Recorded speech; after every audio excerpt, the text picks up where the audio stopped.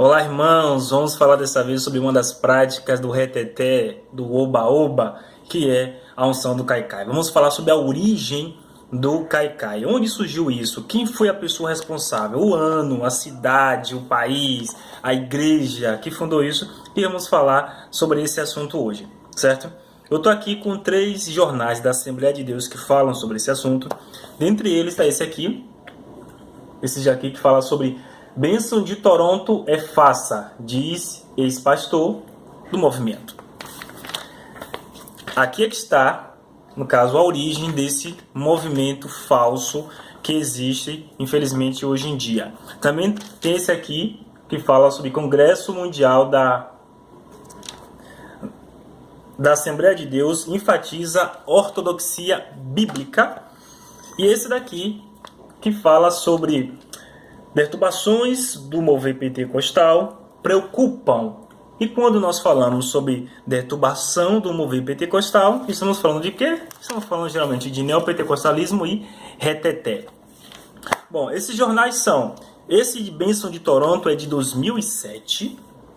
Esse Congresso Mundial da Assembleia de Deus é de 2008. E Perturbações do Mover Pentecostal é de 2009, portanto são todos antigos, certo? E vai falar sobre qual é o que sempre foi o posicionamento da Assembleia de Deus acerca desses assuntos, ok? Então, começando com esse jornal, Bênção de Toronto, faça, vai falar sobre o fundador desse movimento. Graças a Deus ele tomou juízo alguns anos atrás, e ele denunciou qual é realmente a origem desse tipo de prática nos cultos. E na época a TV Record ela fez um programa sobre isso. Ela fez uma reportagem, entrevistou esse camarada, né? E ele lá fala sobre a questão desse mover do caicai, da origem desse tipo de coisa aí. E a Assembleia de Deus também, não ficando para trás, fez, no caso, o seu jornal falando sobre o assunto e sobre a denúncia, né, de um ex-integrante e fundador do caicai. Então vamos falar aqui. Eu separei alguns trechos, né, dele.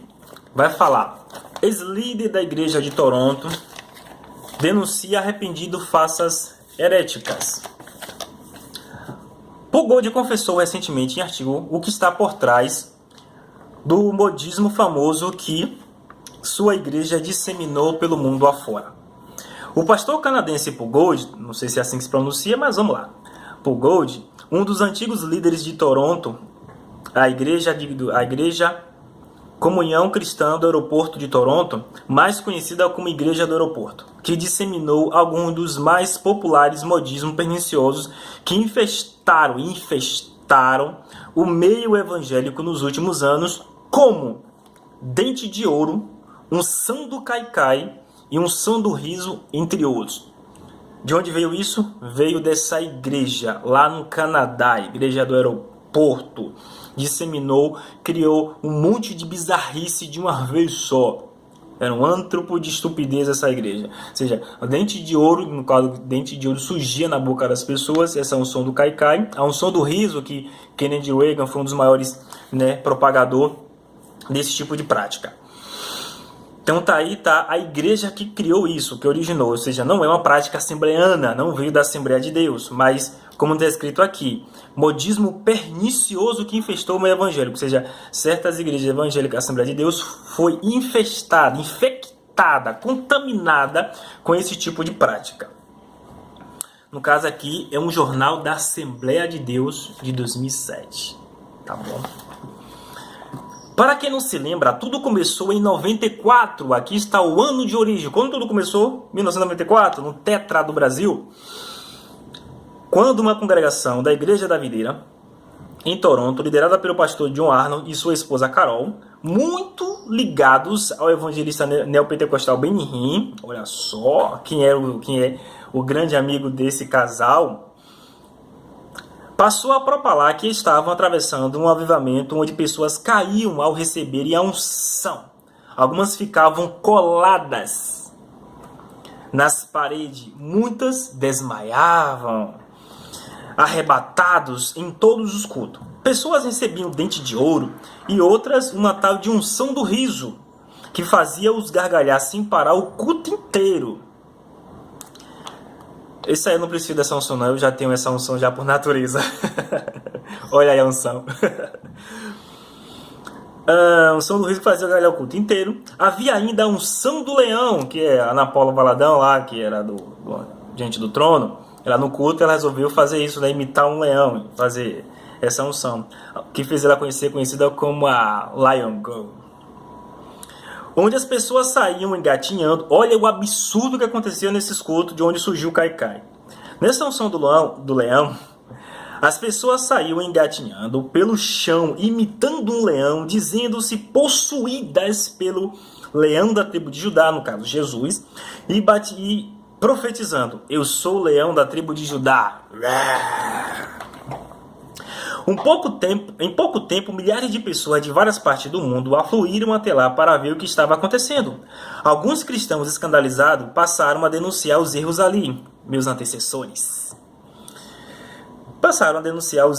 Outros, porém, passaram a imitar tudo que viam, e assim os anos 90 foram marcados pela disseminação desses modismos neopentecostais no meio evangélico mundo afora, e assim chegou no Brasil. Então, para algumas pessoas que falaram que eu estava questionando, criticando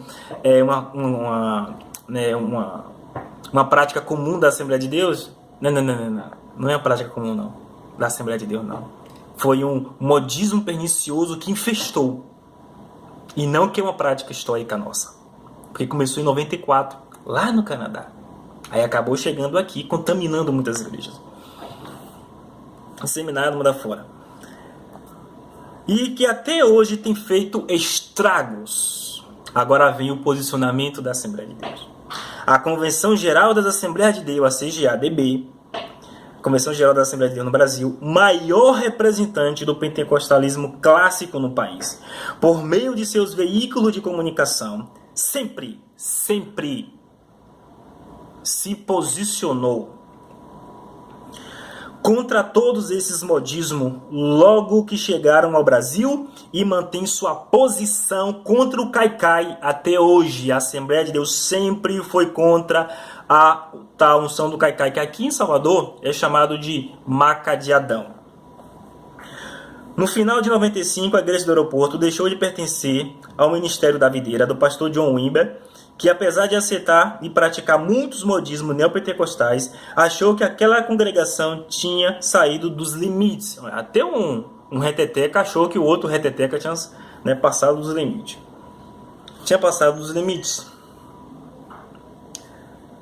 O catalisador do desligamento foi a tal unção do leão, que em poucos dias se tornou o que poderíamos chamar de unção do zoológico. Olha o que estava acontecendo, aonde surgiu essa maluquice do unção do Caicai. Unção zoológico, já que os crentes da Igreja do Aeroporto passaram a imitar nos cultos pássaros, cachorros e outros animais. Olha a loucura, olha o cúmulo da loucura. Um dos maiores absurdos já cometidos em nome do Espírito Santo. Depois de 3 anos fazendo parte do núcleo da Bênção do Toronto, nossa igreja, ao leste de Toronto, praticamente se autodestruiu. Devoramos-nos uns aos outros com fofoca, o que é muito comum nesses movimentos. Fofoca. Falando mal pelas costas, com divisões, partidarismo, críticas ferrenhas feitas uns aos outros. Depois de 3 anos inundados, orando por pessoas, sacudindo-nos, rolando-nos no chão, rindo, rugindo, rosnando, latindo. Eita pau, haja loucura. Ministrando na Igreja Internacional do Aeroporto de Toronto, fazendo parte de sua equipe de oração, liderando o louvor e adoração naquele local, praticamente vivendo ali, tornando-nos os mais carnais, imaturos e os crentes mais enganados que conheci. Depois que se iniciou a bênção de Toronto, os períodos de ministração mudaram, e as únicas orações que ouvíamos eram: mais, Senhor, com grito de fogo, Senhor, sacudidelas esquisitas do corpo e expressões de Oh, yeah! Muito comum, não? A gente vê isso por aqui. Estou convencido de que os líderes das igrejas da videira são pessoas sérias, que experimentaram um novo nascimento, amam o Senhor, mas caíram no laço do engano. Não amaram o Senhor o suficiente para guardar os seus mandamentos. Fracassaram por não obedecer às Escrituras e desviaram, porque não anelavam dela. Hoje, olhando para trás, fico me perguntando como fiquei tão cego assim. Eu vi as pessoas imitando cachorros, fazendo de conta que urinavam nas colunas. Você ouviu isso? As pessoas imitavam estar mijando nas colunas das igrejas. Eu vi as pessoas imitando cachorro, fazendo de conta que urinavam nas colunas das igrejas do aeroporto. Observava as pessoas agirem como animais latindo, rugindo, cacarejando, fazendo de conta que voavam como se asas tivessem, comportando-se como bêbados, entoando cânticos sem pé nem cabeça, isto é, sem sentido algum. Hoje fico perplexo em pensar que eu aceitava tais coisas como manifestação do Espírito Santo, o arrependimento dele. Era algo irreverente e blasfemo ao Espírito Santo da Bíblia. Naquele tempo, fiquei perturbado com a palavra profética que veio através de Carol Arnold, esposa do líder, relatando-nos que tiveram uma experiência da noiva ao ser conduzida à presença de Jesus. Olha só, invejável. Ela afirmou que o que experimentou era muito melhor que sexo. Aquilo me perturbou e comecei a me perguntar como alguém pode comparar o amor de Deus a sexo. John defendia o caos afirmando que não devíamos ter medo de sermos enganados, pois se havíamos pedido ao Espírito Santo para nos encher, olha a argumentação. Agora, veja a argumentação. John defendia o caos afirmando que não devíamos ter medo de sermos enganados, pois se havíamos pedido ao Espírito Santo para nos encher, como que Satanás poderia nos enganar? Isso deixaria o diabo mais forte e Deus muito fraco. Ele afirmava que precisávamos ter mais fé no grande Deus que nos protegia do que no grande diabo que nos enganaria. Tais palavras, aí vem ele agora, tais palavras eram convincentes, mas totalmente contrárias às Escrituras. Pois Jesus, Paulo, Pedro e João nos alertaram sobre o poder dos espíritos enganadores, especialmente nos últimos dias. Mesmo assim, não devotamos o amor a Deus. Paulo fala na segunda carta aos Coríntios que ele tinha preocupação que assim como a serpente enganou a Eva, eles também sejam de alguma forma enganados pelo diabo. Na sua pregação de despedida na igreja de Éfeso, Paulo fala chorando, ele prega chorando, está lá relatado, que, olha, eu vou partir e vai vir lobo devoradores. Eu passei 2 ou 3 anos pregando aqui, ensinando a vocês a se defenderem, a identificar um lobo. Mas ele chorando, ele fala, por quê? Pela facilidade do inimigo enganar crente. Não é à toa que existe tantos alertas à igreja acerca disso. Por conta de como o diabo é bom, como está escrito lá, que dos seus ministros faz ministro da justiça. Quando você olha para um enganador, um pastor enganador, o que você vê é o ministro da justiça, você não vê um enganador. Então essa é uma das preocupações, certo? Nesse jornal, no outro jornal que fala sobre deturbação do movimento pentecostal preocupa, ele vai falar o seguinte. Alguns trechos aqui. O neopentecostalismo se tornou quase que invariavelmente um catalisador e divulgador de bizarrices doutrinárias, tais como, aí vem as outras teologias que foram acrescentadas a esses movimentos de unção do caicai, de reteté, de oba-oba. Tais como teologia da prosperidade, maldição hereditária, triunfalismo, o modelo G12 como padrão correto de crescimento de igrejas.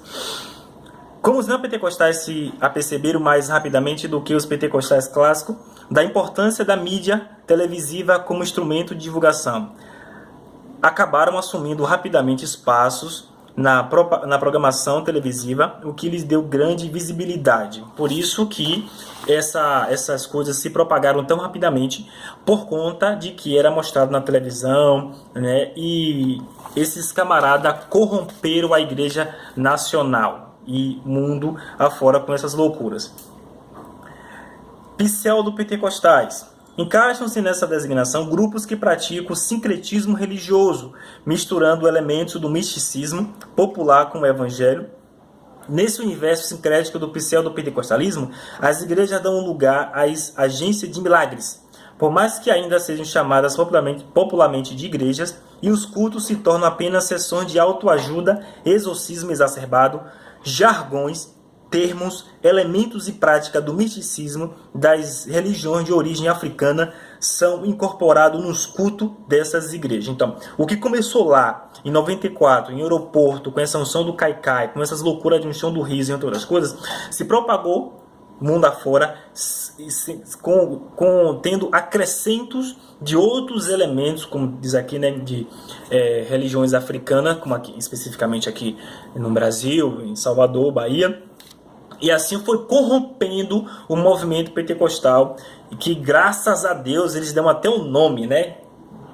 Que realmente isso não, o que eles praticam, o que eles vivem em seus cultos não é pentecostalismo, é reteté mesmo. E por último, né, outro jornal que fala sobre o Congresso Mundial da Assembleia de Deus, que enfatiza a ortodoxia bíblica. Na sua última página, o comentarista vai dizer o seguinte: uma faceta brasileira dessa adoração louca são os pretensos cultos pentecostais denominados no meio dito pentecostal com expressões esdrúxula, reteté ou repleplé. Tá no jornal, tá? Não é comentário meu não, tá no jornal. Reteté ou repleplé. Nos cultos reteté, pessoas marcham, pulam, contossem, caem, riem, berram, ficam rodopiando para lá e para cá, num verdadeiro reboliço. Geralmente nessa desordenada movimentação se dá enquanto hinos são cantados, porque reteté é musicoterapia, ele precisa que esteja sendo entoado hinos que façam as pessoas rodarem, correrem, que incentivem as pessoas a isso. Geralmente essa desordenada movimentação se dá enquanto hinos são cantados em ritmo como forró ou axé, com batuques e pandeiros que lembram reuniões do candomblé. É ou não é? Para os crentes do reteté, só os seus cultos são verdadeiramente pentecostais e têm o mover de Deus, mas esses cultos ultrapassam os limites da meninice e muitas vezes são pura expressão de carnalidade, falta de temor a Deus. Seus dirigentes são obreiros neófitos, novos, ignorantes, que não estimula o povo a ler mais a Bíblia e ser mais equilibrado. Devemos nos unir a Paulo em oposição à adoração. O apóstolo não está contra a manifestação do Espírito Santo em público, mas querendo, ali na primeira carta, no capítulo 14, organizar esse tipo de prática. Ou seja, não é opinião minha, tá? Quando eu falo isso, a Assembleia de Deus sempre combateu esse tipo de coisa, sempre por meio de suas lições.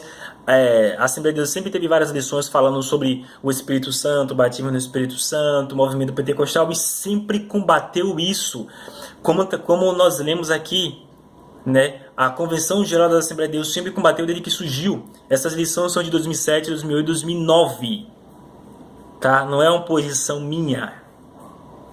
É da igreja, da Assembleia de Deus, que é contra essa meninice, muitas das vezes estupidez, imaturidade, falta de Bíblia, e muitas das vezes é demônio mesmo, tá? Quando não é meninice que precisa de uma doutrinação, é ação demoníaca mesmo. Então, irmãos, é isso que diz, que essa é a origem do oba-oba, essa é a origem do caicai, da maca de Adão, certo? Não tem nada a ver com a Assembleia de Deus, não tem nada a ver com a Bíblia, não tem nada a ver com o movimento pentecostal. Tem a ver com essa igreja, no ano de 94, que infelizmente criou esse modismo que infestou muitas igrejas e que a Assembleia sempre combateu. Tá ok? Então que Deus abençoe a todos em nome de Jesus.